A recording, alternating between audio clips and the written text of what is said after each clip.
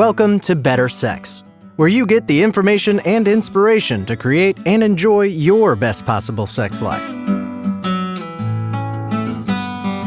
Join your host, sex therapist Jessa Zimmerman, as she brings you expert guests, helpful tips, knowledge, and strategies to improve your intimate relationships.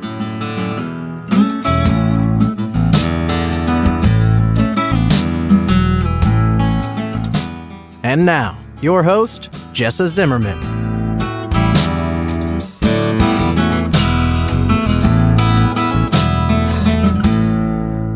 Hi, I'm Jessa. Welcome to Better Sex. I'm doing this because I think sex is important. We are not living our fullest life, the most fulfilling way we can, if we are not intimately, emotionally, and sexually connected with our partner. So I'm here every week bringing tips, perspectives, experts, ideas, strategies to help you improve your sex life. Enjoy the show.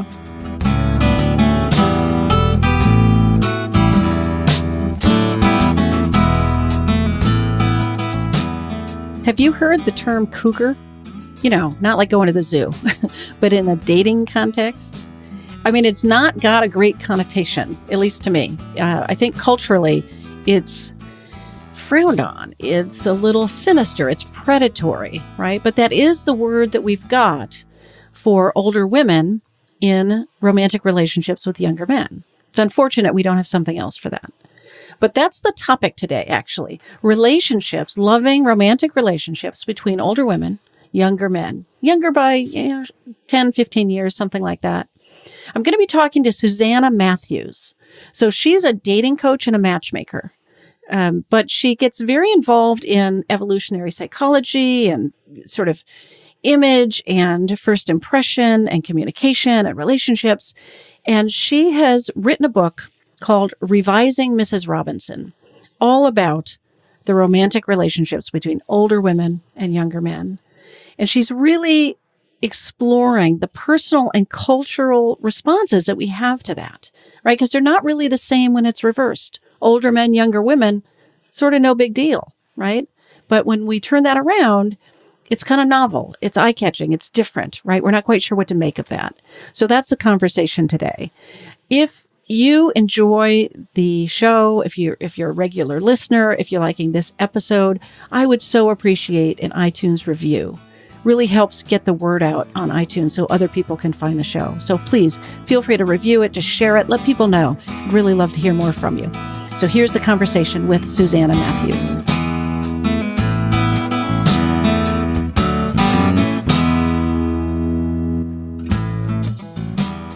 Great. So Suzanna, thanks so much for being with me today. Well, thank you for having me. Yeah, it's a pleasure. This is going to be an interesting topic, I think. And I think so. maybe even controversial. I don't know. I don't know if you find that as you speak about the topic or not. You know, I may be immune to the controversy at this point. I've been talking about it so much. Have you? Okay. So maybe start off with a little bit about the book you wrote and how did you get into thinking about this topic? We're talking about I guess, I don't know if you always call it Cougar-Cub or if that was just my shorthand for this. But. Yeah, well, and we can talk about the use of that term because that might be the more controversial point or aspect of it. But, I have to be honest that probably my interest in these types of topics, not necessarily this one, but sort of these outlier topics, I'm going to date myself here, began over 25 years ago when I was in college. Yeah. I was a communication major, but I was really interested in everything I was learning about human sexuality, gender roles in culture, and how our perceptions of those gender roles and the expectations that we had for people and their sexual behaviors, kind of how those had changed over time with different generations. And then, of course, we've seen some really major changes with technology and how that changes dating, courtship, all those things. So all of that the stage was sort of set long before I ever knew I'm going to be a dating coach and matchmaker. Okay. Long before I even knew that was a job. Yeah, right. Yeah. So it wasn't until many years later when I had established my business, The Date Maven, and I found myself newly single. And I suddenly I was profoundly shocked to discover that younger men were interested in me. That just did not occurred to me. I had taught college previously, and I'd had a few students kind of, hit on me in the hallway. Right. There's that hot for teacher fantasy, but that was something that was just never, legitimately of interest. So when these younger guys kind of started coming into my orbit, I thought I was a confident, progressive minded, self assured woman. But they kind of blew up that image of myself because then I found myself thinking some really disempowering thoughts like, oh, you can't do that, or that's not Huh. okay, or what, people are going to judge you or they're going to have a reaction. Yeah. And so then this dialogue started of like, why would you think that? You're free. You're At free least, at least, at least you knew enough to question the thoughts, right? Right. A Like lot, there was this. a lot of us have those thoughts and then never, it's like, okay, that's just all it is. But at least part of you sort of standing back and going, wait a minute, why am I thinking that? Right. So Yeah. you're absolutely right. We kind of have to learn to dissociate from what I call the peanut gallery in the mind Yeah. and determine how much power am I really going to give the peanut gallery when it comes Yes. to my life decisions.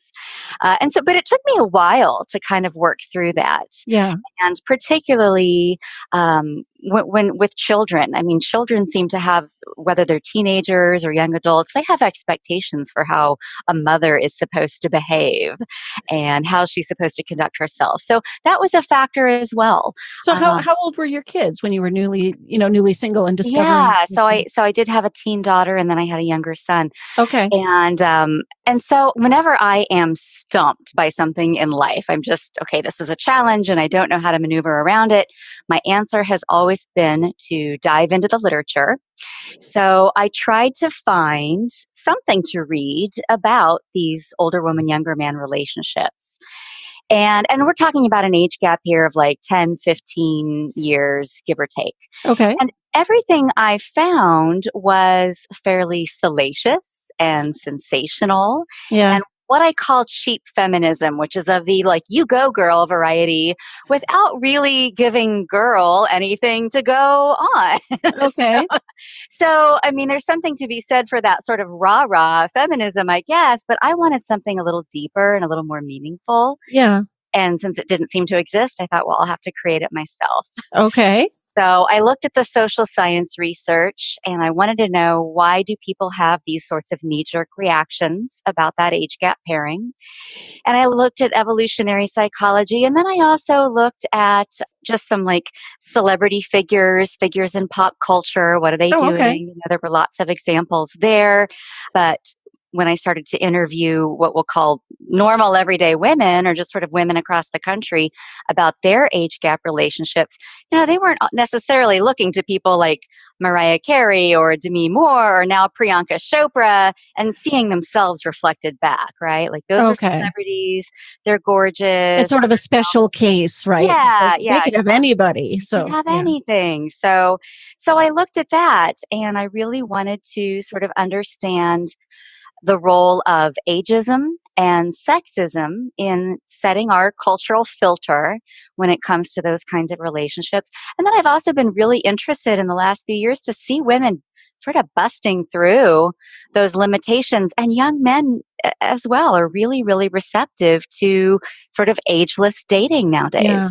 So I do want to, I mean, maybe the listeners are thinking this already, but it certainly is not discriminated against in reverse, right? Older men, It younger is not. women, just as, I mean, I think if it's much, much younger, maybe it raises eyebrows or skepticism a little bit, but this really is, there's a sexism part of this, isn't there? Right. And, that is exactly what many of the women who I interviewed raised as their first, well, why, if it's good for the goose, it must be good for the gander. Why is it that my ex-husband can date someone who's 20 years younger than I am, but I'm not allowed to go out with this guy in his 20s or 30s or what have you? So, yeah, so women were kind of bucking against that. And certainly, I think they deserve to at least ask the question, because as women have gained in terms of education and professional accomplishment, and most women are high achievers in their careers, at least the ones that I'm coming into contact with, why shouldn't they sort of permit themselves all the dating options that are at their fingertips? Right. So, Okay, so that's what drove you to write the book. It was. And now you asked me about the cougar question, the C word, the other C word. Yeah.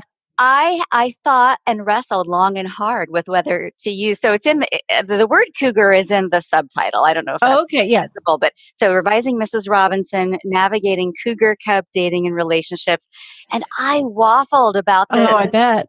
On the one hand, it's a loaded word, and there are women who have the response of, that makes me sound like I'm a predator. I never went hunting. Well, I'm and it not makes a man sound conquering. like a Well, baby. yeah, Huh, right? he's not a conquest, Yeah, right? right. So, and I talk a little bit about how to have a comeback. Like if you're not comfortable with the term cougar, here's something that you could say to maybe kind of diffuse that if it's feeling like an attacking situation. But as I weighed the pros and cons of using that, ultimately the marketer in me won out. And when I asked the question, how are people going to be Googling for their information?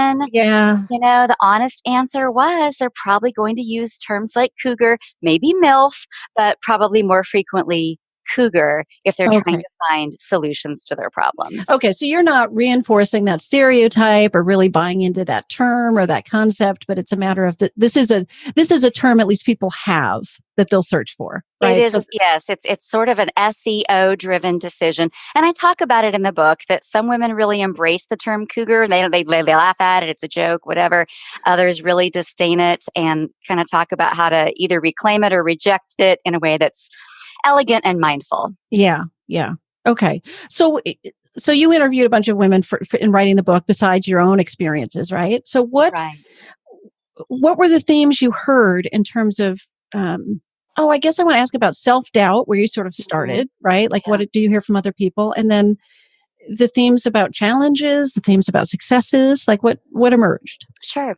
Well, I want to say up front that when I was doing this research, it was probably about 5 to 6 years ago. And I've actually seen changes just in that short amount of time. Oh, okay. So yeah, maybe not just the research you did for the book, but Yeah. But overall, since then, too. what are So, you hearing?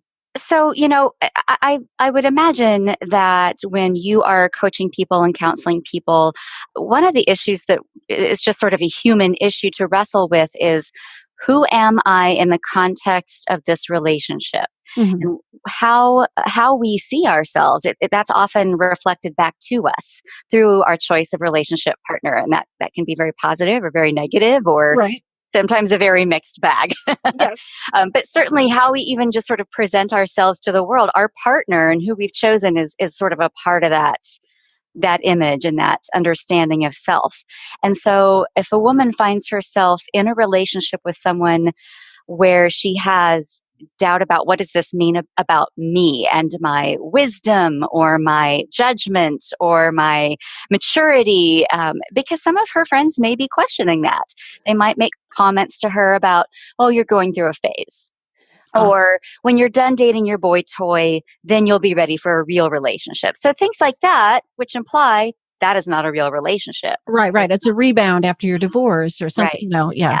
And certainly there are rebound relationships that I think can be very healing. I don't know Yes. what your stance is on that. Yeah, yeah. Yeah, no, absolutely. It doesn't mean it's a throwaway or something like Right, that. Right. right. So I don't necessarily define relationship longevity as the ultimate measure of value and success. So, Right. I saw some of these women having these relationships as sort of, I don't know if I want to call them rite of passage relationships, but maybe they were palate cleansers for them between a more significant long-term relationship like a marriage and I then love whatever that the phrase. next, the next I'm chapter. gonna use that one. So Hey, it's valuable. So yes. one of the other things too that I think a lot of women, regardless of what kind of relationship they're in, is I'll admit to being a little bit of an evolutionary feminist.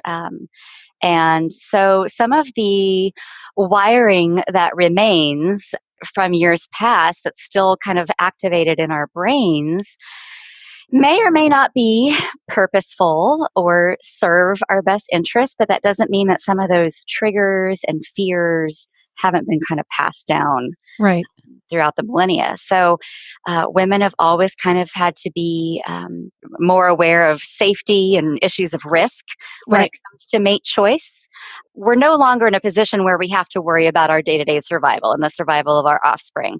But that was the case at one time. Yeah. And so some of those brain patterns, at least the neuroscientists tell us, and I'm not one, but I really appreciate their research, Yeah. some of those patterns remain. And so just understanding that our brains are wired to play it safe, and as a result, they often hyperanalyze things. And that hyperanalysis was, with some of the women I interviewed, a real barrier to seizing and embracing the joy and the opportunity and the freedom and fresh start of these kinds of relationships. Okay. Yeah.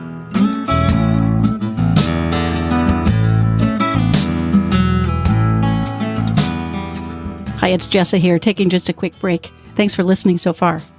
I wanted to let you know about the sex quiz that I've put together called How Healthy Is Your Sex Life? I've taken a close look at the typical ways that I see couples get into trouble with sex, including avoidance, neglect, negativity, distraction, and boredom. And the free quiz will score your individual results based on these factors. And then I provide my recommendations and ideas, including my top 10 sex tips, which will help you make instant improvement. If you'd like to take the quiz and see how healthy your sex life is, you can do it right now at sexhealthquiz.com.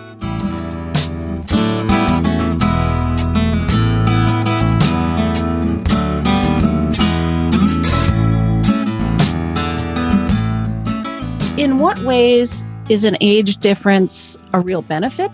Maybe like what's the real upside to?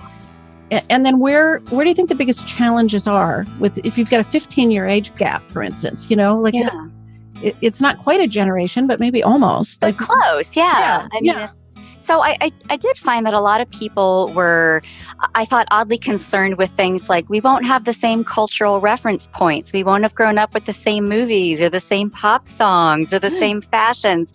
You know what? Thanks to the internet, most millennials and Gen Zers, they know all of our cultural reference points. Right.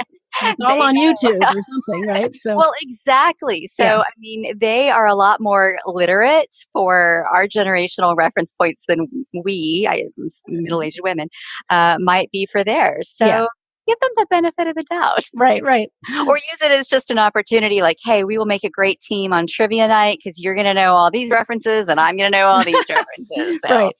Together we're invincible. I did talk to women who said we had absolutely no difficulties whatsoever in the relationship. It was just easy sailing. And then other women who made observations about how what I call porn culture has kind of shaped sexual behavior for younger men. They have grown up with much easier and faster access to porn than, say, men my age. And so sometimes that impacts their performance in the bedroom. A belief that like harder and faster is better. Right. And there can be sort of a desensitization to that. You're the sex expert, so I really want you to weigh in on this. That sometimes you have to slow down to feel more. Oh yeah. Certainly. Porn is not sex. Right. So people get that confused. It's a problem. Yeah. But if that's the training ground for a generation of young men, then I mean, they may need a little supplementary education. Right. And perhaps that's really an opportunity for that older partner to give some guidance there and help them discover new ways to be sexual. Yeah. The other product of that porn culture is objectification. Right. And so I, for one, am not happy to receive like dick pics and things like that, or to be asked, are you on Snapchat? Can you send me your picture? That doesn't feel like courtship to me. Yeah. I grew up being told stories of how my grandparents courted, how my parents courted. It was a very old-fashioned notion of courtship. Things are much more condensed now, right? They're sped up. There may need to be some communication around that. So maybe the woman needs to communicate with like, hey, I'm happy to text and use technology to facilitate our conversations, but I'm more of a crock pot than a microwave. Yeah. And the man may need to communicate about, okay, well, this worked for me with this other girl. Why doesn't it work for you? Just be kind of owning the vulnerability of it, right? Just owning that, hey, I'm a little bit of a fish out of water, totally open to some input and feedback here. Yeah. So would you say, are there benefits to an age gap? Because it's like, it seems to me it's one thing to sort of be age blind and fall in love where you fall in love and not let age get in your way. But that's sort of a different thing than maybe there's actual benefit to, in your dating life looking for somebody who's younger or Yeah. older, depending on, Well, I heard one woman say that she felt like her younger partners were so thrilled to be with an older woman that they were on their absolute best behavior. They just had impeccable behavior and were so eager to please her and Hmm. prove themselves worthy, in a sense, to prove that they could be just as good of a partner as anyone that woman had ever been with before. Huh. I thought that was kind of delightful. Yeah. There is, some women commented about having come out of marriages where the husband was maybe having some sexual dysfunction due to depression or aging or injuries. Some of the women complained about, I just want to have sex without someone needing a little pill or some kind of additional stimulation. And so with a younger partner, they were able to get the ball rolling without any aid, without any Right. Of course, that's maybe a mechanisms. flip side for the male partner in this, who might be dealing with a woman who's menopausal and is Yeah. starting to have sexual, impacts from that too. Yeah. Yeah. Very possibly. Yeah. Right. So In your research, were you talking to men at all? It sounds like mostly you were interviewing the women in these relationships. I, well, I tried. So Okay. they weren't having it. Really? So here's the obstacle I came up against is I was in a relationship for much of my research phase. And so Okay. I wasn't able to sort of hold out a shingle saying, "Hey, I'm single, come talk to me about this topic." Okay. And so I was very honest and upfront about saying, "Hey, I'm doing this research. It's for a book. However, this is legitimately I'm about the research. I'm not trying to hook up with you and make myself available for dating." And that did seem to be sort of the turnoff switch Okay. for a lot of the men who might have otherwise talked to me. I recount a story in the book of being in a club on a vacation out of town, and a younger man approaching me, and he asked me about myself and about my interests and my projects.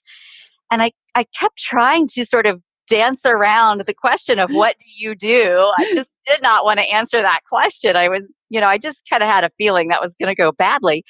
And he just kept pressing me. And so finally I just said, "This is what I do." And he said, "Well, all right, I don't want to be in your book. So see ya." Oh, wow. And he walked off. So I was like, I have never been so hastily rejected. I wonder, I mean, I guess it's just speculation, but it sounds like maybe the women, maybe it's too much of a generalization, but the women seem willing to talk about this, their struggles with this. And it's almost like the men maybe have more discomfort with this, acknowledging that they're interested in older women, or, they're not proudly apparently coming forth to talk about why this is so great. So it does make me wonder how different their experience might be if they I get got judged for that socially, or. I got the sense that it wasn't so much that they felt any sense of shame about the attraction. By the way, like on Pornhub, I think the term MILF is one of the top 1, 2, or 3 search terms. Yeah, that's true. Clearly, there's a lot of demand there. But I think it was more that they're not so much into the self-reflection and self-analysis as women Yeah. are. Yeah. So asking them to access motivation and access emotion, Yeah. that was probably just asking a little much. Okay. I did have 1 or 2 guys who said, "Yes, I will fly my flag. I am a happy cougar hunter." They were just like, that was their only real attraction was for older women.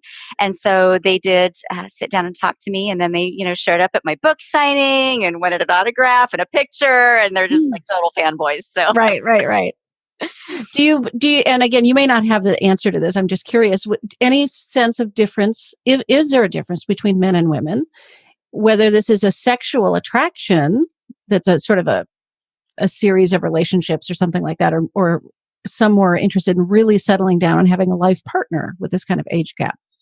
Well, I talked to a few who were interested in settling down and having a life with their older partner, but her either disinterest or inability to have a family was a deal breaker for some of them. So, that is probably something to broach very early on. Yeah. Where do you see yourself in 5 or 10 years? And what is your life plan? And can you love my kids and just make them part of your family? Or do you need to have your own biological children? Right. So that was brought about a painful end for a couple of the couples. Yeah, I bet. Yeah. Okay, so what kind of advice do you give women about trying to figure out, if again, it's one thing to just sort of fall in love with someone and be age blind, but if they're Mhm. looking on an app or something and they're going to put Yeah. age range in there, how do people figure out where they want to be dating? Where are they aiming? I find that most people kind of intuitively have a sense about that. Okay. When I'm doing dating coaching with people, I will ask, what is your ideal dating age range? And most people have either just enough experience of their own or friends' experiences that they kind of say, oh, 30 to 50 or 40 to 50 or 25 to 35 or whatever. And there is that old, I don't know how this got started, but the little trick of half your age plus 7. Some people follow that. Have you heard that I have one? not heard that. No. So I'm 46, so that would be 23 plus 7 would be 30. Okay. So I don't know how that came to be the magic formula. Other people will use their children's age. So, for example, if someone has an 18-year-old, well, they don't want to date anyone who's too close to that. Or if they have a Right. 30-year-old, they don't want to date anyone who's too close to that. So they want to create a little bit of distance between their own children's age and their Right. lover's age. Right. Okay, that makes sense. Yeah. And and in my own mind, it's like I think that sometimes when the eyes go up, even if it's an older man and a younger woman, is if she's the age of his children. Mm-hmm. That's where I hear it. I think sometimes people frown at that. Yeah. Right. So Yeah. that difference with kids makes sense. And I almost can't talk about the age gap and sexuality without kind of talking about, and I guess this sort of backtracks to something we were talking about earlier, but ageism is so pervasive in our culture, Yeah. even though we have very strong female models of happy, healthy, successful aging in our culture. But there's a lot of, I think, internalized ageism with women. So Yeah. we look in the mirror and we see something we don't like and we pick on ourselves or we bully ourselves or there's, that body acceptance is kind of a lifelong journey for a lot of Right. women. Right. And being with a younger partner can, on the one hand, be freeing from that. And on the other hand, it can put the female body under a microscope with herself, Yeah. heightening and highlighting any of those imperfections or flaws, whether it's sagging skin or wrinkles or stretch marks or what have you. Yeah. And all of those physical cues that we know have to do with youth, like tight skin, bright white eyes, high breasts, round hips, those things that anthropologists could point to. Yeah. Those are all things that start to slip away from us as we age. Inevitably. Yes. Inevitably. So, yeah. So just, I think if a woman is thinking about this kind of relationship, really taking a moment to kind of think about what is my sort of baseline setting of body positivity and body confidence that I have. Right. And if I feel awesome in my body at my age, then rock on, sister, go go for it.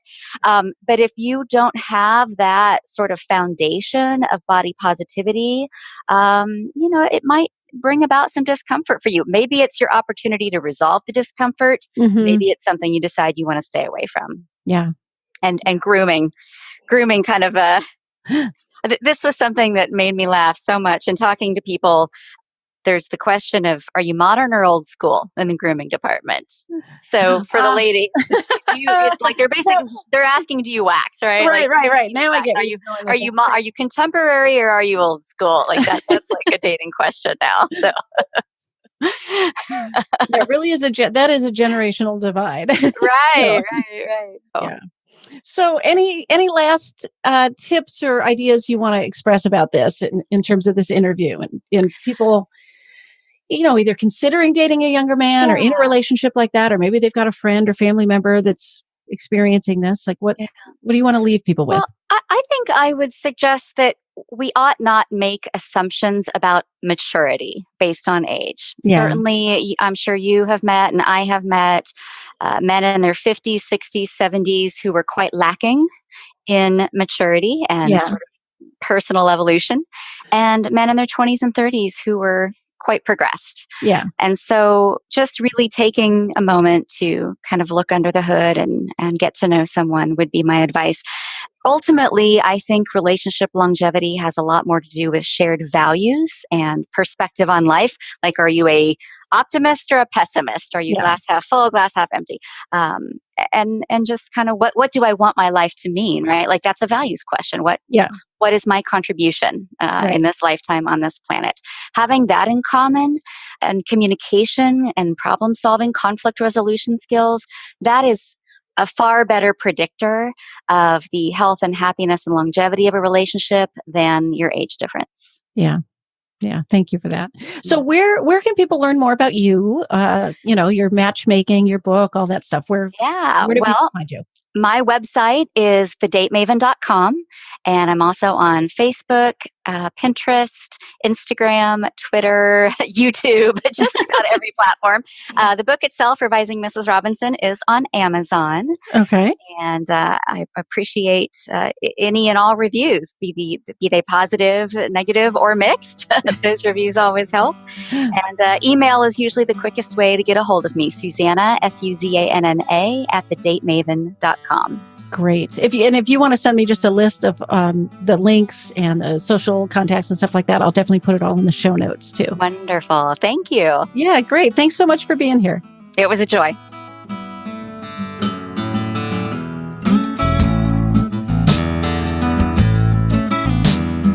You've been listening to Better Sex. Please visit our website, bettersexpodcast.com, for show notes and additional episodes.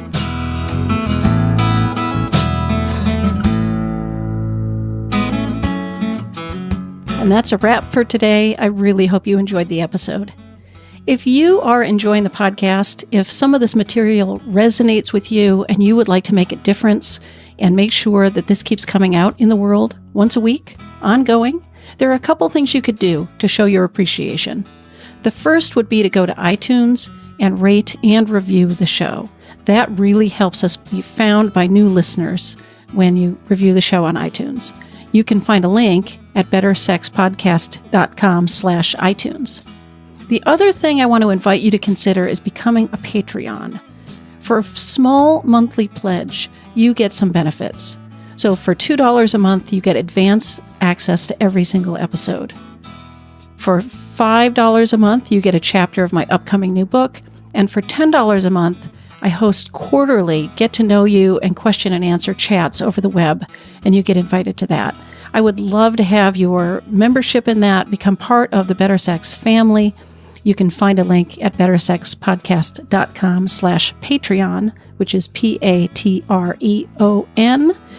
Again, thanks for listening. I'm glad you're here. Feel free to comment, ask questions, get in touch. I'd love to hear from listeners. Thanks.